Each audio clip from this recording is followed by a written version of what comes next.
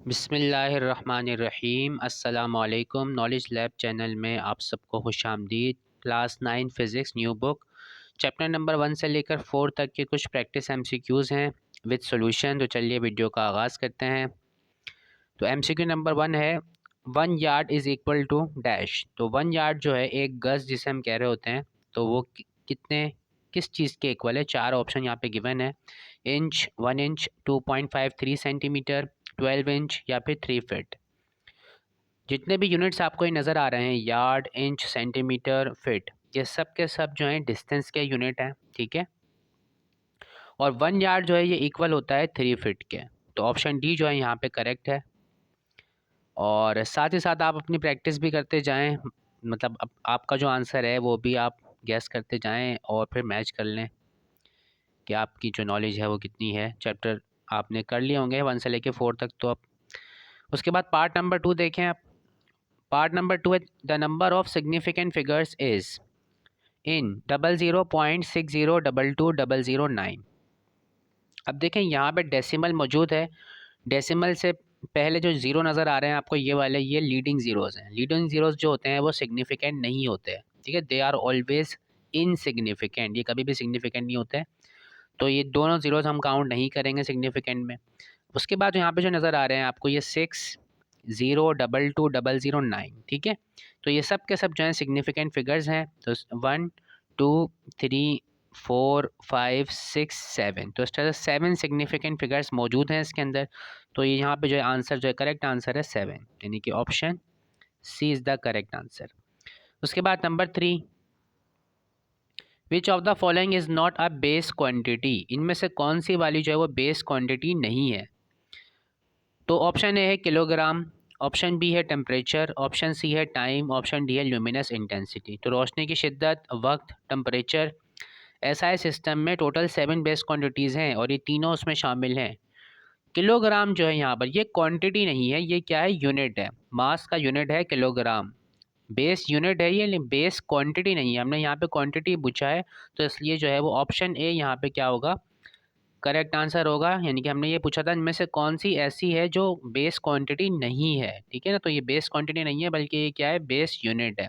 तो यही वाला जो है इसका करेक्ट आंसर है किलोग्राम। बाकी जो ऑप्शंस हैं वो सब क्वांटिटीज़ हैं और सब के सब बेस क्वांटिटीज़ हैं। अब उसके बाद अगला देखते हैं, पार्ट नंबर 4, आकार travels 0.700 kilometre in 35 seconds, the average speed of car in SI unit is. अब ये यहाँ पे देखें आपको डिफरेंट ऑप्शन नज़र आ रहे हैं और काफ़ी कंफ्यूजिंग है। पार्ट ए में कह रहे हैं 0.02 किलोमीटर पर सेकेंड, पार्ट बी में है 20 मीटर पर सेकेंड, और सी में है 72 किलोमीटर पर आवर, और डी में है both B and C are correct. अगर आप कैलकुलेट करेंगे तो सारे के सारे ऑप्शन सही नज़र आएंगे आपको, ठीक है।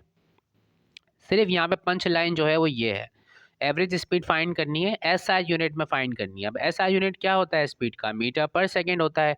तो मीटर पर सेकंड देखें यहाँ पर मौजूद है। और अगर आप सारे ऑप्शन को गौर से देखें तो यहाँ पे कहीं पे भी ये नहीं लिखा हुआ कि नन ऑफ दीज, ठीक है। और वाहिद यही है जो लिखा हुआ है एसआई यूनिट में। देखें बाकी कोई भी यूनिट एसआई यूनिट नहीं है। ये किलोमीटर पर सेकेंड लिखा हुआ है, ये किलोमीटर पर आवर लिखा हुआ है, और यहाँ पे तो ये तो बोथ बी एंड सी। तो देखें यही वाहिद यूनिट है जो एसआई यूनिट है, तो इसलिए यही इसका जो है क्या है, करेक्ट आंसर है। बाकी आप कैलकुलेट भी कर सकते हैं। 0.700 किलोमीटर लिखा हुआ है, पहले तो आप इसको मीटर में कन्वर्ट करेंगे क्योंकि एसआई यूनिट में चाहिए आंसर, और फिर 35 से इसको डिवाइड कर देंगे तो रिजल्ट आएगा आपके पास 20। यहाँ पे मैंने कैलकुलेशन की हुई भी है, ये रहा। एवरेज स्पीड होती है total distance divided by total time. तो 0.7 मल्टीप्लाई बाय 1000। अच्छा ये मैंने क्या क्या कर दिया है, एक सेकेंड, हाँ सही किया हुआ है। 0.7 को देखें किलोमीटर से मैंने किया है मीटर में कन्वर्ट, तो किलो की जगह देखें 1000 मैंने लिखा, 1000 से इनके मल्टीप्लाई हो गया और फिर डिवाइड कर दिया मैंने उसको 35 से, बिल्कुल सही हुआ हुआ है, ठीक है ना। तो 0.7 को 1000 से मल्टीप्लाई किया, 700 आ गया, डिवाइडेड बाय 35 किया तो 20 मीटर पर सेकेंड आया। तो इस तरह से हमारे पास ये आंसर है इसका, 20 मीटर पर सेकेंड। अगला सवाल, if an object is moving with uniform velocity. अगर कोई ऑब्जेक्ट मूव कर रहा है यूनिफॉर्म वेलोसिटी के साथ, यूनिफॉर्म वेलोसिटी का मतलब कि ऑब्जेक्ट जो मूव कर रहा है, ना तो बाय मैग्नीट्यूड उसकी वेलोसिटी चेंज हो रही है, ना ही बाय डायरेक्शन। वेलोसिटी एक वेक्टर क्वांटिटी है, उसका मैग्नीट्यूड भी होता है और और उसकी डायरेक्शन भी होती है। तो ना ही उसकी डायरेक्शन चेंज हो रही है और ना ही उसका मैग्नीट्यूड यानी कि स्पीड चेंज हो रही है। तो object is moving with uniform velocity for 5 seconds, then its acceleration will be, अगर ऑब्जेक्ट में कोई चेंज नहीं आ रहा वेलोसिटी में, तो इसका मतलब उसकी एक्सेलरेशन कितनी होगी जनाब, ज़ीरो होगी यकीनन। तो यहाँ पे जो सारे ऑप्शन आपको नज़र आ रहे हैं इसे तंग करने के लिए हैं। असल जो करेक्ट आंसर है वो ये है 0 मीटर पर सेकेंड स्क्वायर, और पंच लाइन जो है यहाँ पे वो ये है यूनिफॉर्म वेलोसिटी। ठीक है, बाकी साहब जो है वो तंग करने के लिए आपको ये लिखा हुआ है डेटा। तो मेन जो आंसर है वो क्या है, करेक्ट आंसर है वो 0 मीटर पर सेकेंड स्क्वायर है। अब अगला पार्ट देखते हैं, पार्ट नंबर 6।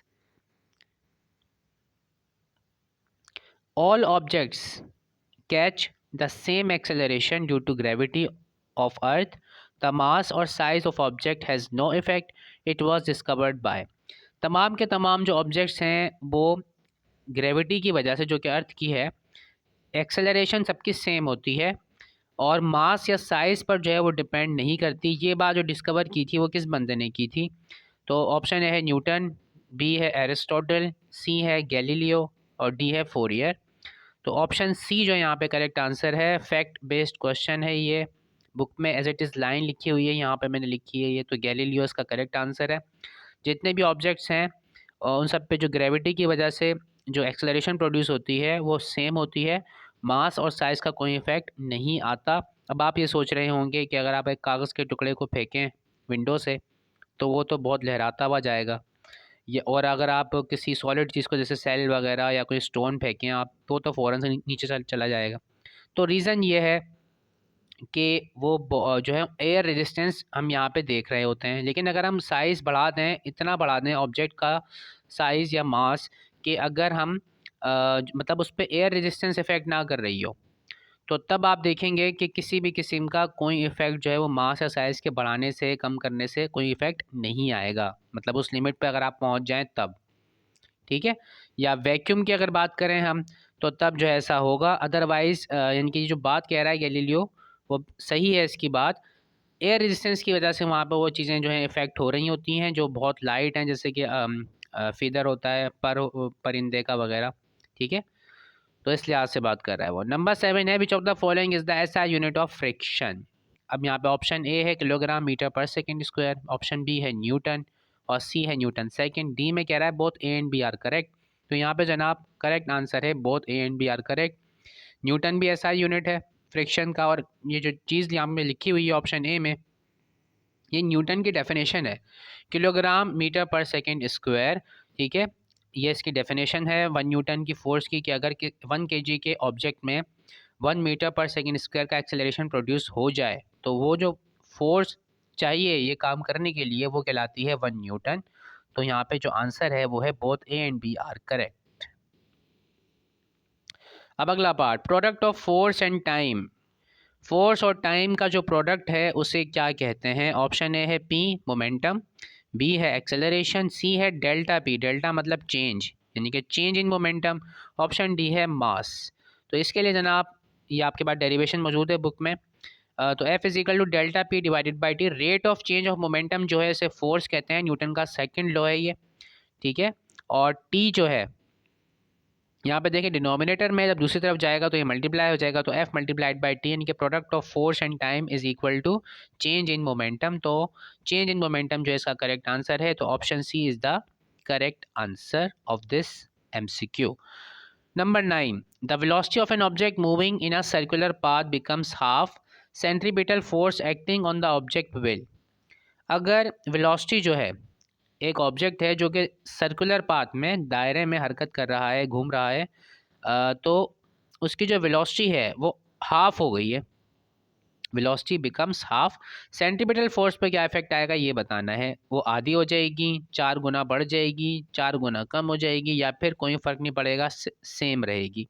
तो यहाँ पे देखें इसका फॉर्मूला है F C is equal to M V square upon R होता है। सेंटीमीटर फोर्स इक्वल होती है mass multiplied by square of the velocity divided by radius of the circular orbit in which object is moving, यानी जिस दायरे में, जिस circular path में ऑब्जेक्ट घूम रहा है उसका रेडियस जो है यहाँ पे नीचे डिनोमिनेटर में है, ऊपर यहाँ पे वेलोसिटी है, इसका स्क्वायर है और साथ में मास लिखा हुआ है। वेलोसिटी देखें यहाँ पे चेंज की थी हमने, तो यहाँ पे एफ सी प्राइम यानी कि फोर्स अब चेंज हो जाएगी, वेलोसिटी क्योंकि हम चेंज कर रहे हैं तो v/2 कर दिया, क्योंकि उन्होंने कहा था कि वेलोसिटी हाफ हो रही है, तो v/2 कर दिया, बाकी सब चीज़ें एज इट इज़ मौजूद हैं। स्क्वायर की वजह से v पे भी स्क्वायर आ जाएगा और यहाँ पे क्या आ जाएगा 4 आ जाएगा, स्क्वायर यहाँ पे लगाना भूल गया हूँ मैं, ठीक है। तो ये आप जो है इसको सही कर लीजिएगा। तो v/4 तो M V square upon 4r, अब ये 4 और ये r देंगे मिलके ये बन जाएंगे 4r और एम वी यहाँ पे स्क्वायर भी आ जाएगा।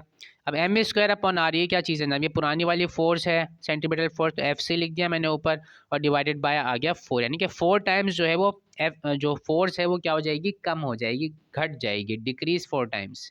तो इस तरह से जो है डिक्रीज 4 टाइम्स इसका जो है वो करेक्ट आंसर है।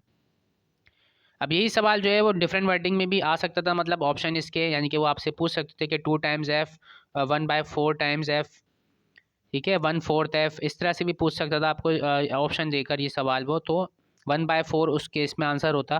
तो फिलहाल वर्डिंग में पूछा हुआ है तो सॉरी डिक्रीज 4 टाइम्स आंसर होगा इसका, ठीक है। तो ये है जनाब इसका correct answer, decrease 4 times, option C. अब उसके बाद अगला देखते हैं नेक्स्ट, बेस अपॉन हाइपोटेन्यूज क्या होता है। अच्छा ये बहुत ज़्यादा ही शॉर्ट लग रहा है मुझे, तो आपको नज़र आ भी रहा है नहीं आ रहा ठीक से। तो बेस अपॉन हाइपोटेन्यूज लिखा हुआ है, आवाज़ तो आ रही होगी ना जनाब, ठीक है। तो पार्ट नंबर 10 है, base upon hypotenuse is equal to dash, तो sine theta, cos theta, tan theta या फिर नन ऑफ दिस। तो इसके याद रखने के लिए आपने ये चीज़ें याद रखनी है। देखें साइन थीटा इक्वल होता है परपेंडिकुलर अपॉन हाइपोटेन्यूज के, SPH ये रेड से मैंने मार्क किया है, और इसको आप याद रखेंगे इस निमोनिक से, यानी कि इस जो है सेंटेंस से, some people have, some people have, some S, people का P और हैव का H, तो SPH यानी कि sine theta is equal to perpendicular upon hypotenuse, cos theta is equal to base upon hypotenuse, curly brown hair, उसके बाद फिर tan theta perpendicular upon base, तो देन प्योर ब्लैक, तो some people have curly brown hair then pure black, इस तरह से आप इसको याद रख सकते हैं। तो बेस अपॉन हाइपोटेन्यूज जो इक्वल होता है कोस थीटा के, तो यहाँ पे कॉस थीटा जो है इसका करेक्ट आंसर होगा। अब उसके बाद अगला part, which of the following angles will make both the horizontal and vertical components of a vector equal. देखें जब रेजोल्यूशन करते हैं वेक्टर की, तो हमारे पास जो आपका सिलेबस है उसमें दो कंपोनेंट्स आते हैं, वैसे तीन होते हैं, एक्स वाई और जेड होते हैं। फिलहाल जो आपका सिलेबस में दो कंपोनेंट की बात हो रही है, रेक्टेंगुलर कंपोनेंट्स हम कह रहे होते हैं, यानी कि ऐसे कंपोनेंट जिनके दरमियान एंगल जो है वो क्या हो, 90 डिग्री का हो, उसे हम कहते हैं रेक्टेंगुलर कंपोनेंट्स। तो वो आपसे ये पूछ रहे हैं कि कौन से एंगल के लिए दोनों के दोनों एफ एक्स और एफ वाई, यानी कि एक्स कंपोनेंट या वाई कंपोनेंट दोनों की जो वैल्यू है वो बराबर हो जाएगी कौन से एंगल पर, ठीक है। तो यहाँ पे मैंने देखा आपको ये समझाने की कोशिश की है। तो एफ एक्स इक्वल होता है एफ कॉस थीटा, वेक्टर कोई भी हो सकता है, ज़रूरी नहीं कि फोर्स ही हो। तो फिलहाल आपकी जो बुक है उसमें इस तरह से दिया हुआ है, तो मैंने यहाँ पे वही मेंशन किया है। तो F X is equal to F cos theta होता है, F Y is equal to F sine theta होता है। कॉस और साइन दोनों की जो वैल्यू है वो 45 डिग्री पे सेम हो जाती हैं, 1/√2 0.707। तो इसी जो एंगल है 45 डिग्री पर, और ये एंगल पर ही देखें डिपेंड कर रहा है ये जो फार्मूला है। बाकी यहाँ पे देखें एफ तो यहाँ पर भी है, यहाँ पर भी है, दोनों में है, बस सिर्फ एंगल के चेंज होने की वजह से जो है इनकी वैल्यूज़ क्या हो जाएंगी, कम ज़्यादा होंगी। तो अगर कॉस और साइन की वैल्यू दोनों की बराबर हो जाए तो इन दोनों का आंसर क्या आएगा, सेम आएगा। तो इसलिए मैंने यहाँ पे बताया कि कॉस और साइन दोनों का जो वैल्यू है वो 45 डिग्री पे सेम हो जाती है, 1/√2 0.707 हो जाती है। तो इस तरह से 45 डिग्री जो है इसका करेक्ट आंसर है। उसके बाद अगला लास्ट है ये आज की वीडियो का 12, stability of a racing car is increased by, racing car की जो स्टेबिलिटी है वो कैसे बढ़ाई जाएगी, कौन सा ऑप्शन करेक्ट होगा। पार्ट ए है इंक्रीजिंग इट्स हाइट, कह रहे हैं हाइट को बढ़ा दें। बी में कह रहे हैं कि इसका सेंटर ऑफ ग्रेविटी जो है उसको कम कर दें, लो कर दें, नीचे की तरफ कर दें उसको। सी में कह रहे हैं डिक्रीजिंग इट्स विड्थ, उसकी जो विड्थ है उसको कम कर दें। और डी में कह रहे हैं नन ऑफ दिस। तो जनाब हाइट जो है, हाइट जितनी ज़्यादा होगी स्टेबिलिटी उतनी ही कम होगी, ठीक है। तो इंक्रीजिंग इट्स हाइट ये ऑप्शन नहीं हो सकता। सिमिलरली विड्थ जितनी ज़्यादा होगी स्टेबिलिटी उतनी ज़्यादा होगी, और अगर कम कर देंगे आप विड्थ तो स्टेबिलिटी कम हो जाएगी, ठीक है। तो ये वाला ऑप्शन भी नहीं हो सकता। Lowering at centre of gravity, centre of gravity को अगर हम कम कर देंगे, कम हाइट पर कर देंगे, लो कर देंगे, तो तब जो है स्टेबिलिटी जो है वो बढ़ जाएगी। तो यही इसका जो है वो करेक्ट आंसर है। तो इस तरह से जनाब हमने कुछ थोड़ी सी प्रैक्टिस की, थोड़े बहुत कॉन्सेप्ट आपको बता दिए। तो जनाब ये टोटल 12 MCQs थे। तो आज की वीडियो में इतना ही, शॉर्ट वीडियो थी ये।